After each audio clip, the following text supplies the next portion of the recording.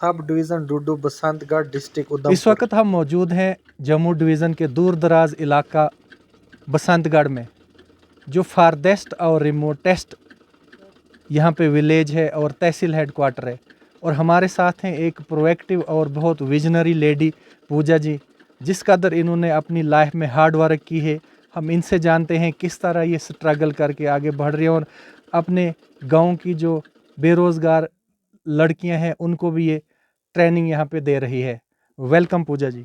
Voice of GK में बहुत बहुत स्वागत है। स्ट्रगल करके इस दूर दराज इलाके से इतना पढ़ा है आपने और नौकरी भी नहीं मिली है, उसके साथ साथ अपनी इस हार्ड वर्क को देखते हुए यहाँ की बेरोज़गार लड़कियों को आप ट्रेनिंग देते हैं। मेरा नाम पूजा देवी है, मैं बसंतगढ़ की रहने वाली हूँ।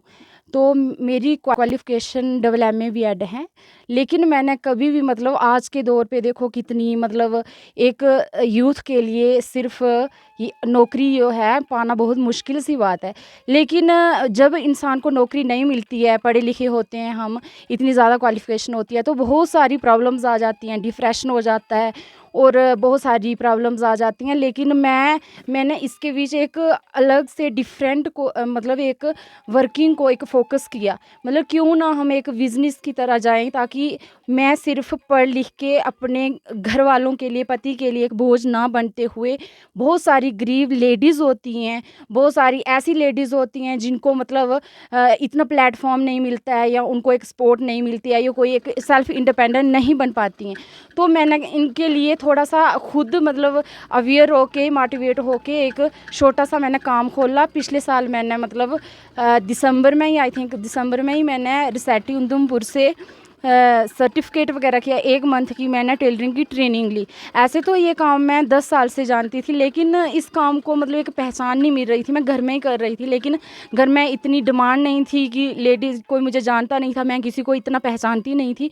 तो इसीलिए मतलब मैंने एक अलग जगह आके एक छोटे से मतलब दुकान ली, उसमें काम स्टार्ट किया। तो धीरे धीरे आके पिछले साल भी मेरे पास फ़ेब में मैंने 1 फ़ेब को ये सेंटर ओपन किया था। तो इसमें कम से कम भी 15 अबव लेडीज़ आई थी और ऐसी लेडीज़ भी आई थी जो थोड़ा बहुत काम जानती थी। और ये सबसे बड़ी बात ये होती है कि आप जितने मर्जी पढ़ लो या जितने मर्जी मतलब फाइनेंशियली साउंड क्यों ना हो, लेकिन हमारे बीच एक कस्टमर को डील करने की या लोगों को डील करने की एक क्वालिटी होनी चाहिए।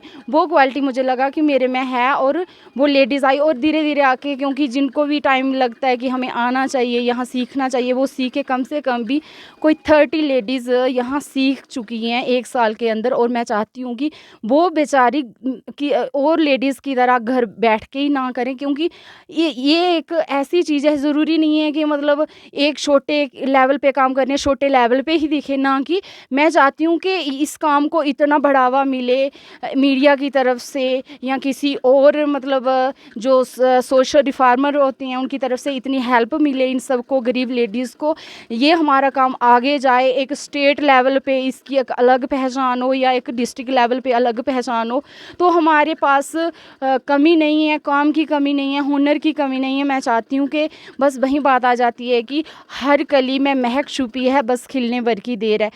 हमारे गांव की लेडीज़ का टैलेंट कोई मतलब बाहर आए, जैसे कैसे करके उनको थोड़ी बहुत पहचान मिले, सेल्फ इंडिपेंडेंट हों। ये मैं बस इतना ही चाहती हूँ।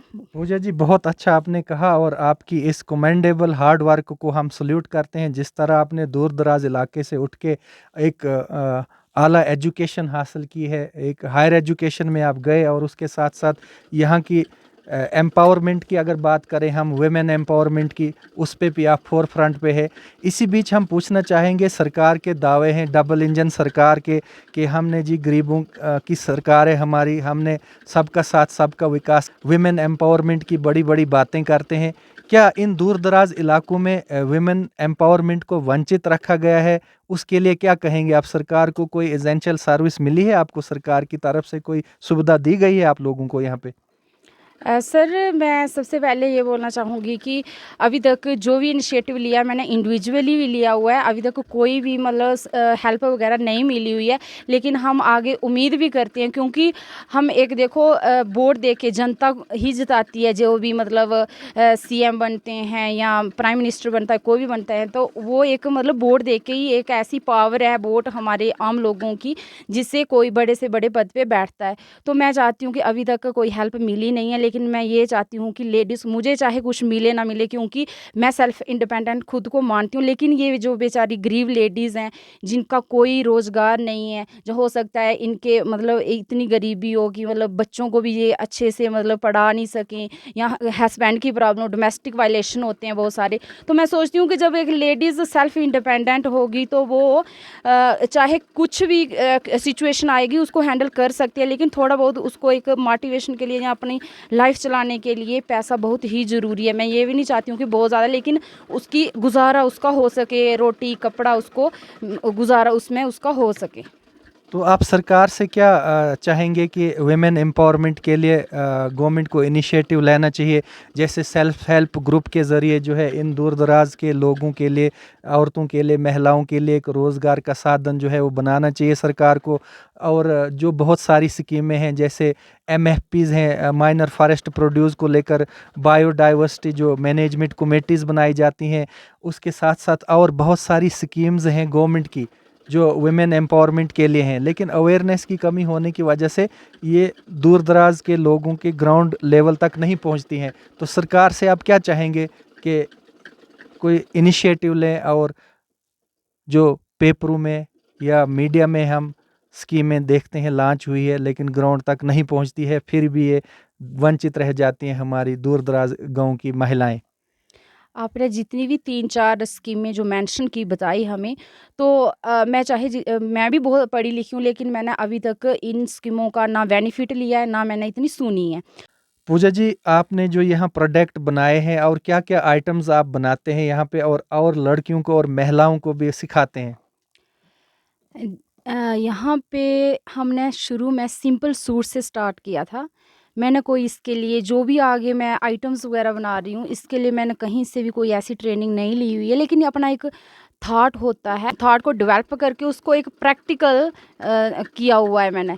तो हमने सिंपल सूट से लेकर अगर किसी ऑर्डर आए कोई, तो लहंगा हो गया, साड़ी स्टिच हो गई, ब्लाउज़ वगैरह हो गए, छोटे-छोटे फ्रॉक्स हो गए बच्चों के, जैसे रेडीमेड होते हैं, ये रबड़ हैं लेडीज़ के, रबड़ वगैरह हो गए, गद्दियाँ वगैरह हो गई, और सिरहाने के कवर वगैरह हो गए, और भी बहुत सारी चीज़ें हमने मतलब बनाना स्टार्ट की हुई है।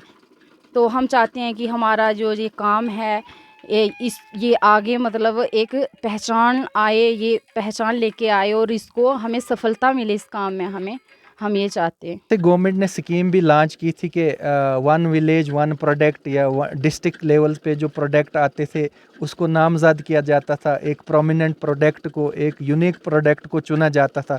क्या उसी तहत आपकी ये चीज़ें जो है हैंडमेड चीज़ें हैं, क्या दूसरे शहरों में नहीं जा सकती हैं यहाँ से? जी, बिल्कुल जा सकती हैं। अगर वो हमें डिमांड करें तो हम बहुत सारी चीज़ें उनकी डिमांड्स वग़ैरह फुलफ़िल कर सकते हैं। जिस तरह की भी चीज़ की वो डिमांड करें हम बना सकते हैं। हैंडमेड चीज़ें हैं हमारी, तो हम बिल्कुल बना सकते हैं उसके लिए। और ये जो आपने स्कीम बताई ना कि वन विलेज वन प्रोडक्ट, तो हम चाहते हैं कि ऐसी-ऐसी स्कीमें वग़ैरह हमें मतलब बेनिफिट उनका मिले, और उसके थ्रू हमारे काम को पहचान मिले। जितनी भी हमारी गाँव की गरीब महिलाएँ हैं, दीदी हैं, इनको रोज़गार का एक बहुत बड़ा अवसर मिले, इनकी भी एक पहचान, अलग पहचान हो अपनी। आपका बहुत-बहुत धन्यवाद। इससे पहले हमें कोई भी मतलब हमारे पास मीडिया वाले या कोई भी ऐसा नहीं आए हैं कि जिन्होंने हमारे काम को मतलब ऐसे इतना एप्रिशिएट किया हो, पूछा हो कि आप क्या कर रहे हो, कैसे आगे इस काम को बढ़ाओगे, जब हम इसकी पहचान दिलाते हैं। तो आपका बहुत-बहुत धन्यवाद कि आपने हमारे काम को मतलब इतना सराहना दी, और उम्मीद है हमें कि हमारे काम को आप आगे भी पहचान दिलाओगे और इन लेडीज़ की हेल्प मिले हमें। 1-2 लड़की मेरे पास आई थी, लेकिन उसने छोड़ दिया। क्या रीज़न था? क्योंकि वो 4 बहनें थी, 4-5 बहनें थी, उनके पापा कुछ भी काम नहीं करते थे, और उनकी मम्मा आई एक दिन बोलने लगी हमारी लड़की को सिलाई वगैरह सिखाओ। मैंने बोला ठीक है बिल्कुल सिखाऊंगी, लेकिन उस बेचारी के पास मशीन नहीं थी, मशीन तो वो उसकी वजह से फिर 15 दिन उसने सीखी, फिर वो चली गई। तो मैं चाहती हूँ कि मतलब बेचारी लड़की कम से कम 8th 10th पढ़ के फिर घर बैठती हैं, फिर मतलब ऐसे ही मतलब एक उनकी जो एनर्जी होती है चैनलाइज नहीं होती है एक पॉजिटिव वे में। तो मैं चाहती हूँ कि गवर्नमेंट की तरफ से ये मशीनें वगैरह भी उनको प्रोवाइड हों और वो अपना काम धीरे धीरे करें। या फिर आपने जो भी फॉर्मेलिटीज़ वगैरह इन लेडीज़ की चाहिए होगी कि एक पूरा डाटा कलेक्ट करके हम आपको देंगे, और उम्मीद करेंगे कि इन लेडीज़ को जैसे ह्यूमन राइट्स की आपने नेशनल ह्यूमन राइट्स की आपने बात की, उसके थ्रू उसकी तरफ से भी हमें हेल्प मिले, और जो आपने NGO वगैरह जिसकी भी हेल्प से हमें मतलब पहचान मिले। थैंकफुल रहेंगे हम आपके।